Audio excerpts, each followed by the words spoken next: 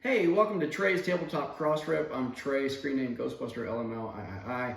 Welcome back to another unboxing video. I've got a full table in front of me, and that is not all we're unboxing. That is D6 by Certifiable Studios, and I just wanted to give you an idea of the table presence of this game, because what I am unboxing today is actually the new expansion to D6, which is the starter class sets. So we'll get into that in a minute, and then I thought I would go ahead and lay some stuff out here on the table. A, so you can see the table presence, but B, as I pull things out of this new box, I can show you how it relates to the game or things that might replace, upgrade, whatever. So I just thought it would be handy and kind of neat to show it all, because this game is a lot of fun. It is a D&D kind of light game focused on the combat and the rolls. It's got a lot of flavor text, a lot of story, a lot of color text, and the pieces are phenomenal to give it that theme, but the gameplay itself is focused on combat and killing monsters. So that's what it looks like. It's a lot of fun. My game group loves it. Me and my kids love it, and they have now introduced the starter class sets and a couple of other upgrades in this expansion. This expansion was offered with the Endangered Orphans House of Wrath campaign.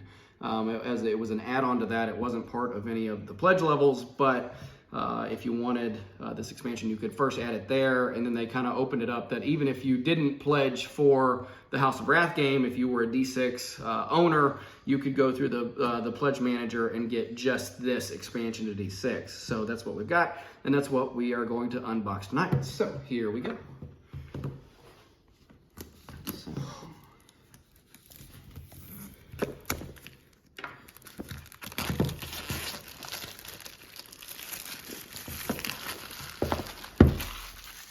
So you can see it says Advanced D6 starter class on the front, and then on the back you've got your typical warnings and stuff like that. So open the box, and then in here you've got dice mats.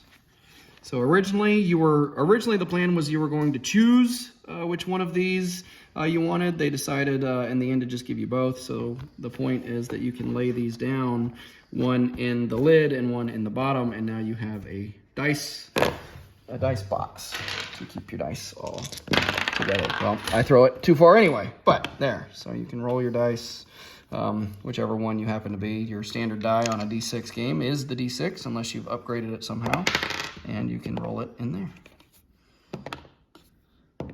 So those are those. This is the sticker sheet for the corrections to the rule book. The rule book had several pages that just had some typos in it. The rule book itself was very, very involved. It's a hardback book, very impressive. This thing has a lot of flavor text in it. And just in doing this many pages, it was bound to have some minor things and a couple of things that were accidentally copy pasted instead of done anew. So they give a sticker sheet in this to cover up and correct some of those things in the book. And it says, you can go to their website and it'll show you, or click on the code and it'll show you where to put those stickers here in the rule book. So there are several of those, and some things weren't necessarily wrong, but they came up with like a better way to word it and stuff like that. So those are those stickers, so you can do those. And then here are stickers for the potion bottles. The potion bottles are used for the players, and so here's how they came. You can see here, this was just for the Slayer, and they're all the same shape. They look great, but this one gives you little stickers so that you can give each potion bottle its own different label here at the bottom. So that's neat. And then these are the lift card stickers. You can put those on cards, and we've got a ribbon that we'll get down to in a minute, and I'll show you that when we get there. So that's those. And then here, these are stickers for the outside of the box. If you bought the D6 game that has both sets in it, it came in a neat, huge travel box. And so the stickers are to go on your travel box so that it looks like places you have visited. And of course they reference other in-jokes for Certifiable and other games like Endangered Orphans. So you've got those, and then more here. Burden River Pass, your dog mud, faster than the speed of horse. Okay, so that is that. And then we get down into the box. And got, oh, here, let me start with these. These are the ribbons. Now, yeah. Looks like they're taped together so you can untape them. Put them to a sticker and a card. And then you use them, stay here, in the game box. Here are where the decks go, like this Alliance deck. And especially if they're sleeved, while there is a little inset, a little divot, to where if you've got it down in there, you can lift up. When they're all full, sometimes it's a little hard to get out. So they provide you a ribbon. There's another one right here. That one's already kind of apart. You take the sticker and apply it to a card to stick the ribbon to a card, and we'll look at those in a minute. And then you put that card at the bottom so that the ribbon sticks out. And then you can pull the ribbon and it pulls that bottom card and it pulls your deck out. Makes it nice and easy to get to. So it makes setup a ton easier. So that's those. And then in here, we've got more wooden tokens for new monsters to hunt. You've got a Wraith, you've got a Hydra, you've got a Gargoyle, Cerberus, and two more. Rust Monster, and Frogman.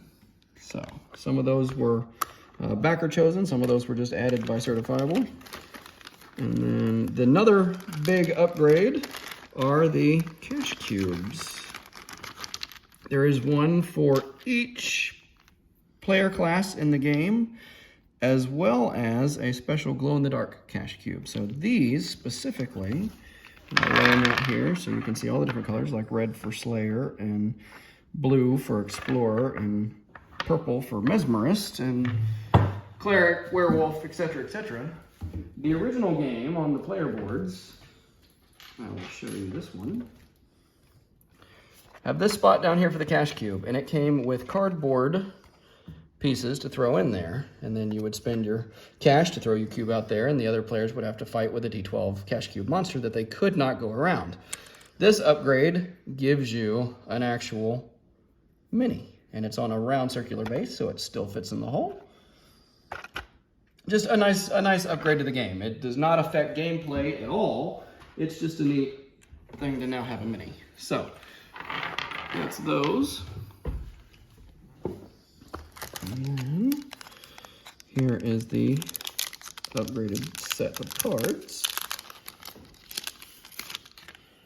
Now, this you saw that it said started. So here's the Wraith and the Rust Monster card. So for about those monsters that are now over here, because they've got special rules, here's the special rule card for both of those.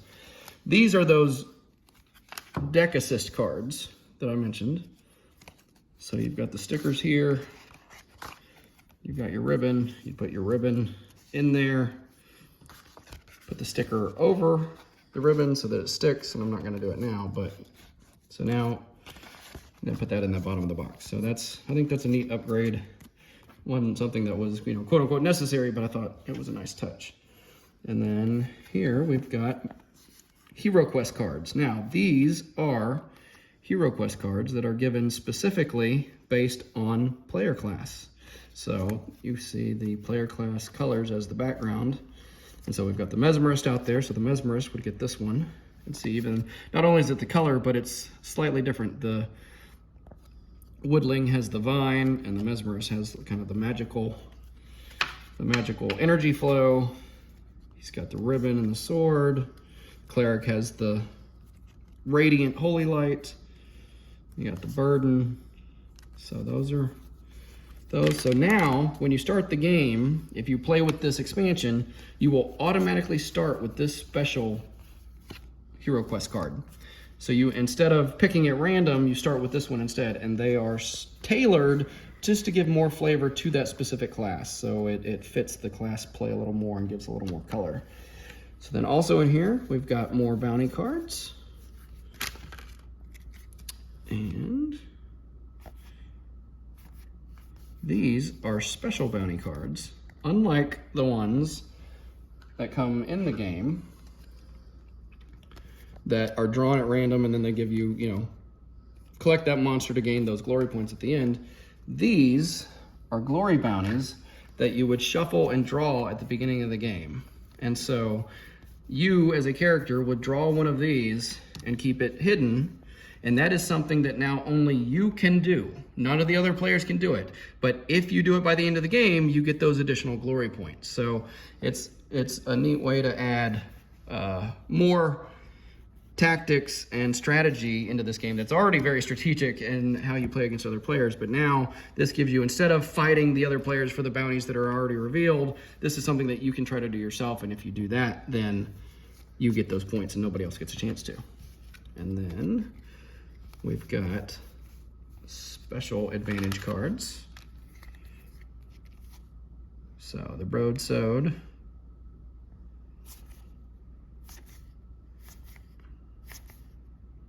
So those of y'all who have watched Certifiable know that the Broadsword was it's on the board. There's a spot for it on the board itself, but it wasn't an actual card. And then one of the other certifiable backers, Berserker, who is in the comments on the Kickstarter campaigns and in their Discord, actually made one of these, a prop, one of these Broadswords, and took it out to Certifiable. And Bobby took that out there, and so part of this was that they actually gave a card for the Broadsword. And then some of these other cool weapons.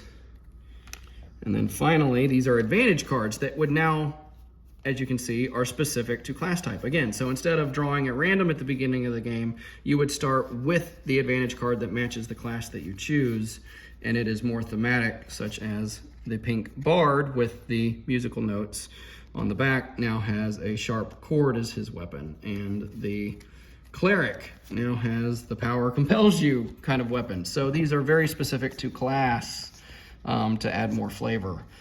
You know, the cold steel actually looks like the mini axe for the slayer, hungry like a werewolf, and then for the woodling.